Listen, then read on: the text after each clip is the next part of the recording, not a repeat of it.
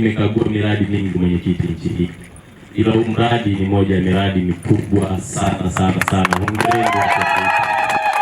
Na mradi huu kwa mujibu wa taarifa unagharimu zaidi ya bilioni 124. Sasa tunapoongelea bilioni 124 ni fedha nyingi, lakini mradi huu umeshafikia 80%, na mradi huu una matanki makubwa ya maji matano ambayo yana 95%. Maana yake kazi kubwa imefanya nini? Imeshafanyika. Lakini mradi huu umeshalaza mabomba katika kilomita 76, kilomita 71 zimeshakamilika. Kwa hiyo zimebaki kilomita ngapi? 5. Piga makofi mengi kwa kazi kubwa ambayo inafanya. Lakini mradi huu utakwenda kuhudumia Geita vijijini na Geita wapi? Mjini. Na tutakuwa na maji ya kutosheleza pande zote mbili, na tutakuwa na ziada ya maji ya zaidi ya lita milioni ngapi? 22, kwa sababu mradi huu unakwenda kuzalisha lita milioni 45. Sasa mnaweza mkaona capacity hiyo ya maji na population yetu iliyopo, na bado kuna watu watawaambia hakuna kinachofanyika. Mwambie mwenzio hao wamefilisika kisiasa. Na nitumie fursa hii kuwapongeza viongozi.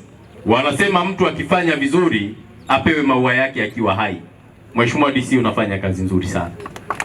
Huyu DC kama asingesimamia miradi hii kama mkuu wa serikali ngazi ya wilaya, hii miradi isingeleta tija. Kama viongozi wa serikali wangezembea, wasingekagua mara kwa mara, pengine mkandarasi angezembea. Kwa hiyo tunampongeza mkuu wa wilaya na anamwakilisha Mheshimiwa Rais vizuri. Hilo hongera sana. Lakini tunakipongeza chama ngazi ya mkoa na wilaya hii kwa kukagua utekelezaji wa ilani, kwa sababu kwenye ilani ya uchaguzi serikali imeelekezwa na chama kuhakikisha inapeleka huduma ya maji kwa wananchi. Leo tunaposimama hapa, chama kinajivunia kwamba ilani ya uchaguzi inafanya nini? Inatekelezwa kikamilifu. Kwa hiyo wana CCM wote, viongozi ngazi zote, hongereni sana kwa ilani yenu kutekelezwa. Lakini hatuwezi tukawapongeza hawa tu, tuwapongeze na hawa wasimamizi wa mradi ambao ni GEUWASA, wamefanya kazi kubwa. Na mtaalamu huyu mimi nitamwambia Mheshimiwa Waziri, huyu bwana ana uwezo mkubwa. Unajua, ogopa sana Mheshimiwa DC, unaenda sehemu mtu data zote anazo wapi? Kichwani. Anajua maana yake huu mradi ameumiliki, ana ufahamu.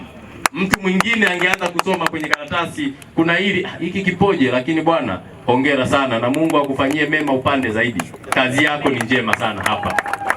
Tukiwa na viongozi wanaowajibika, wenye uzalendo, wenye upendo na taifa, miradi hii inakamilika kwa muda.